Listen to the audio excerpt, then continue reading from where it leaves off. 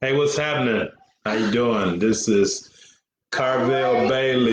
This is Karvell Bailey, and I got a special guest in the Bless the Ball studios with me today.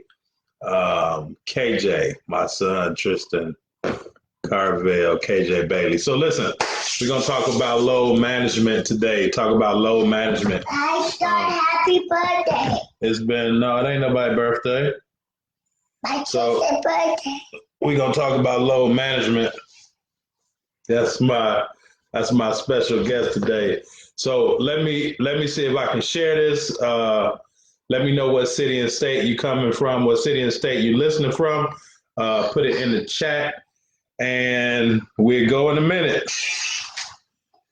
I said happy birthday. Okay, happy birthday, buddy. Whoa.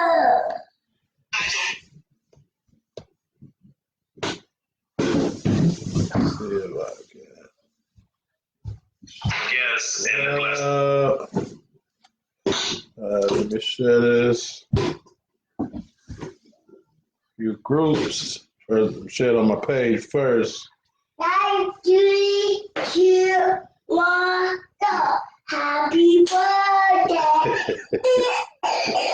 I don't know why he's singing happy birthday, but 1, 2, don't mind him. 4. Tristan, so let me share it in a couple more groups. So just make sure. This dude is singing happy birthday to himself. All right, so here we go. Tristan, come here, man. All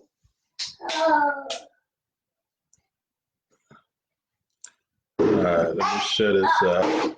All right, so basically the talk in the news, the past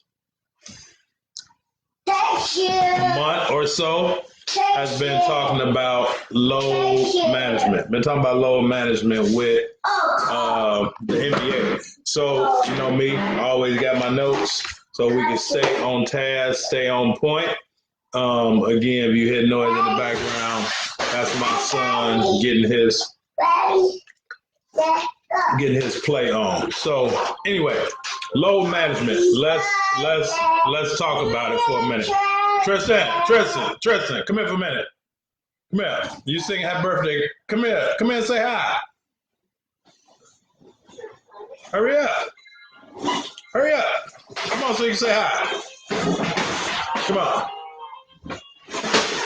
Say hi. Hi. Say hi. All right. So, load management. What is load management? So, it's a term now that everybody is using in the NBA, basically so that players can get rest. All right. So we know that the NBA season goes about 8 months, right? That's a long season. That's a long time. And when people really like, I'm here, from Chicagoland area.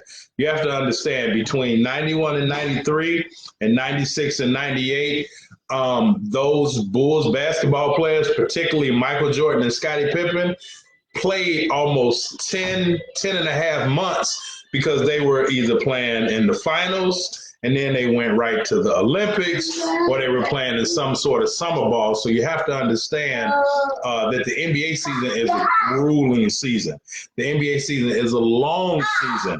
And so when we see athletes coming straight from high school to the NBA, most aren't built for it. When we see players coming from the college to the NBA, there's a slow transition because you have to understand that in college, if most teams are playing anywhere between 28 and 36 games, they probably played that amount before Christmas time.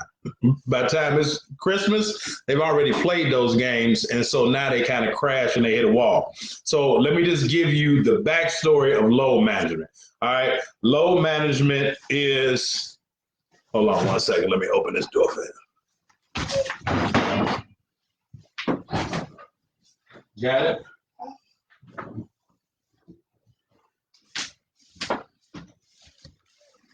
All right. So now load management is, and I'm gonna read you the actual definition of the load management. All right, so the load management is pre-planned, right? They're pre-planned rest days, particularly on a back-to-back. So load management are pre-planned rest days, particularly on a back-to-back in the NBA schedule. But not only is it limited minutes for the NBA players, and this is what I didn't know, but the term load management is not just talking about limiting minutes. It's talking about limiting their practicing, limiting their travel, limiting their workouts, like all of that. So they're talking about limiting everything for a player so that they can feel at their best. And that's literally what it says, caution, so players can feel at their best. Now, I understand that there's a difference between injury prevention and injury protection, right? Like some players, because you get on the injury reserve. Some trainers nowadays always have to like go into the injury protection, right? They have to like rehabilitate, or they have to, kind of protect you from that injury. But then you have other trainers, and I learned this when I was at Marquette a few years ago. A lot of trainers, especially in the NBA, and it's trickling down to college, they're into the injury prevention. So they're doing things that one of your legs, one leg is longer than the other, right? And so therefore your muscles are overcompensating in some form of fashion. Your shoulders, your arms, like science, when you really get down to it, is real, real tricky, but it makes sense. So a lot of trainers are getting into the injury prevention. And so I understand all that as well. But now this is what I wanted to talk about, because if you don't know me, right, if this is your first time checking me out, I'd like to welcome you again. My name is Coach Karvell Bailey. What I do is I help parents of unrecruited or under-recruited athletes save money on college by helping them get a scholarship and the right scholarship for their particular athlete. So I'm a former college head coach, been a high school coach as well, been doing this about 27 years now. So that's just my backstory. So I wanted to give you that so that you can understand my perception of this load management. Personally, I don't like it. Personally, I think that it's a lot of things wrong with it, and it starts from the top and it trickles down. So one, the NBA is not as physical as it was when I grew up. 80s, 90s, early 2000s, right? The NBA is nowhere near as physical, nowhere near as demanding. Teams aren't playing 5 days and 6 nights anymore. Teams aren't playing 6 games and 8 nights anymore, right? If anybody remember when the NBA used to play 4 games and 5 nights, or some teams play 6 games and 7 nights, 6 games and 8 nights, just put in the chat below. Just put in the chat below that 3 and 5, 4 and 5 that you remember back in the day when the NBA, when it was physical and teams had to, right? They weren't flying private planes. They were flying standard commercial airlines with other people in the airplane with them, right? So, and they were going from city to city, playing multiple games, multiple nights. So it's a totally different NBA now than what it was then. And no player, unless they were injured, took time off then. No player took time off. Now, I understand people say, well, these guys are getting paid a lot of money. Well,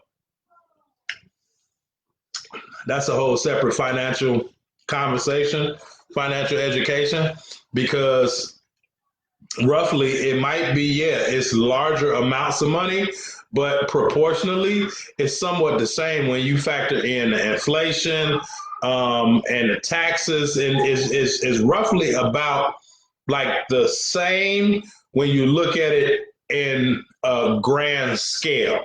So based on the taxes and inflation back then, what somebody was making as opposed to what they're making now, yeah, they have a larger amount, but in terms of percentage wise, it's probably not that too much off. So while players are getting paid a larger amount of money, it's still an investment, right? Those owners, if an owner paid $1 million for their team, like years ago, it was still an investment. So if a team now sells for 300 million, that's still an investment. So the athletes are an investment. They always have been, right? Nothing has changed about the athletes being an investment and the athletes not being an investment. So let's throw that out the way, because owners have always saw the athletes as an investment, right? Trickle down to the GM, trickle down to the coaches, right? That we need to protect our best players. But here's the thing, and this is where I want to land at when we're talking about load management. All right. Load management is brought upon because, there are three factors that I'm going to talk about tonight, and then I'm going to get out of here, right? Number one, load management is brought on because there are not enough good basketball players. It's just not enough good basketball players, right? Somebody said they're having trouble hearing me. If you can hear me, just put in the chat, I can hear you. I'll wait for a minute. If you can hear me, just put in the chat, I can hear you. Somebody said they couldn't hear me.